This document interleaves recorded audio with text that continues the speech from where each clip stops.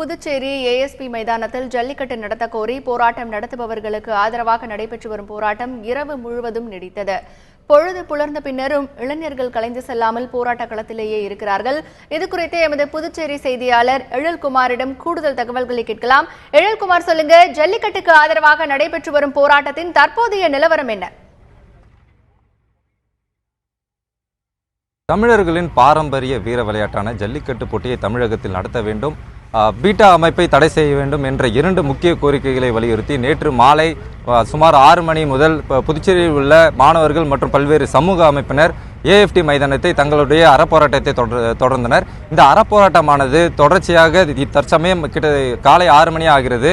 கிட்டத்தட்ட 12 மணி நேரம் கடந்த பின்னும் கடும் குளிர், பனி உள்ளிட்ட பல்வேறு இன்னல்களுக்கு ஆனாலும் அவர்கள் தங்களுடைய கோரிக்கை நிறைவேற வேண்டும் என்ற ஒரே காரணத்திற்காக தங்களுடைய அறப்போராட்டத்தை தொடர்ச்சியாக நடத்தி வருகின்றனர். இந்நிலையில் இந்த அறப்போராட்டத்திற்கு புதுச்சேரி மாநில மாணவர் கூட்டமைப்பு தலைவர் சுவாமிநாதன் ஆதரவு தெரிவித்துள்ளார். இந்த போராட்டத்தில் கலந்து கொள்வதற்கான காரணம் என்பது குறித்து அவரிடம் கேட்போம். சார், சொல்லுங்க, இந்த போராட்டத்துக்கு நீங்க கலந்துக்கிறதுக்கான காரணம் என்ன? முதல்ல நான் இந்த இடத்துல ஒரு புதுச்சேரி மாணவர் கூட்டமைப்பு அமைப்பாளராக கலந்துக்கல, ஒரு தமிழின உணர்வாளராக கலந்துக்கிறேன். ஏன்னா மாணவர்கள் வைக்கக்கூடிய கோரிக்கையே அதுதான். இன்றைக்கி தமிழின உணர்வாளராக மட்டும் நீங்கள் கலந்துங்க அப்படின்றது. எனவே அரசியல் கட்சி சாயம் இல்லாமல் ஒரு தமிழின உணர்வாளராக இந்த போராட்டத்தில் எல்லாரும் மைய பண்ணணும்னு வேண்டிக்கிறோம். அதே போல் இன்று புதுச்சேரி முதலமைச்சர் அவர்கள் ஒரு செய்தி வெளியிட்டிருக்காங்க. மத்திய அரசு உடனடியாக ஒரு சட்டம் இயற்ற வேண்டும்ன்ற ஒரு கோரிக்கை வச்சுருக்கிறாங்க. அதை அவர் உடனடியாக அவசர அமைச்சரவையை கூட்டி அமைச்சரவையில் சட்டமன்றத்தை தீர்மானமாக அவர் இயற்றினார்னா, மத்திய அரசுக்கு அந்த அழுத்தத்தை கொடுத்தாருன்னா அது வரவேற்கக்கூடியதாக இருக்குன்ற விரும்புகிறோம். ஜல்லிக்கட்டுடைய தடையை நீக்கணுன்றதை வெறும் பத்திரிகை செய்தியாக மட்டும் இல்லாமல் அது புதுச்சேரியில் முதல் தீர்மானமாக அமைச்சரவையில் இயற்றப்பட்டதுன்ற பெருமையை புதுச்சேரி முதலமைச்சர் தேடித்தரணுன்ற வேண்டுகோளையும் இந்த நேரத்தில் வைக்கிறோம்.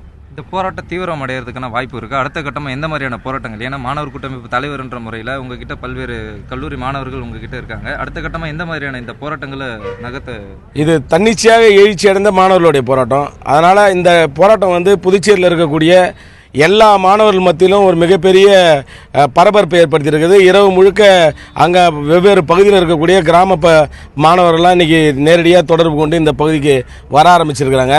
ஆக மொத்தத்தில் இது புதுச்சேரியில் இன்று காலை முதல் மிகப்பெரிய ஒரு பதட்டத்தை ஏற்படுத்தக்கூடிய, ஒரு மத்திய அரசு புதுச்சேரி மாநிலத்தை திரும்பி பார்க்கக்கூடிய ஒரு அச்சத்தை ஏற்படுத்தக்கூடிய ஒரு போராட்டமாக அமையும்.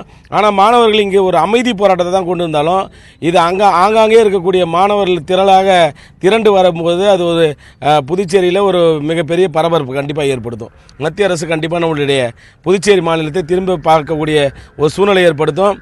ஜல்லிக்கட்டுடைய தடையை நீக்கணும், பீட்டா அமைப்பை உடனடியாக தடை செய்யணுன்ற கோரிக்கை மாணவருடைய ஒற்றை கோரிக்கையை வச்சுன்னு அந்த கோரிக்கையை உறுதியாக கிட்டத்தட்ட 12 மணி நேரமாக அவர்கள் நடத்தக்கூடிய போராட்டங்களில் தொடர்ச்சியாக நானும் செயல்பட்டுருக்கிறேன்றது ஒரு சந்தோஷமான ஒரு நிகழ்வாக இருக்குது. மேலும் இந்த போராட்டத்துக்கு கலந்து கொண்டுள்ள கோவலன் என்ற இளைஞரிடம் இந்த போராட்டம் குறித்து கேட்போம். இந்த போராட்டத்துக்குள்ள ஒரு இளைஞராக நீங்கள் கலந்துக்கக்கூடிய காரணம் என்ன? இப்போ அலங்காநல்லூரில் புதுச்சேரியை சேர்ந்த ஒரு 2000 பேர் போய் கலந்து இருக்காங்க.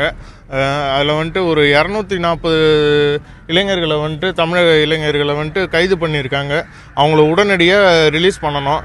அதற்கு காரணமான காவல்துறை மீது நடவடிக்கை எடுக்கணும். அது இல்லாமல் பீட்டா அமைப்பை தடை செய்யணும். தமிழர்கள் உணர்வை மதிக்கணும் சென்ட்ரல் கவர்மெண்ட்டு. அதுக்காக அவசர சட்டம் எடுத்துன்னு ஜல்லிக்கட்டை உடனடியாக நடத்துறதுக்கு ஒரு அனுமதி தரணும்.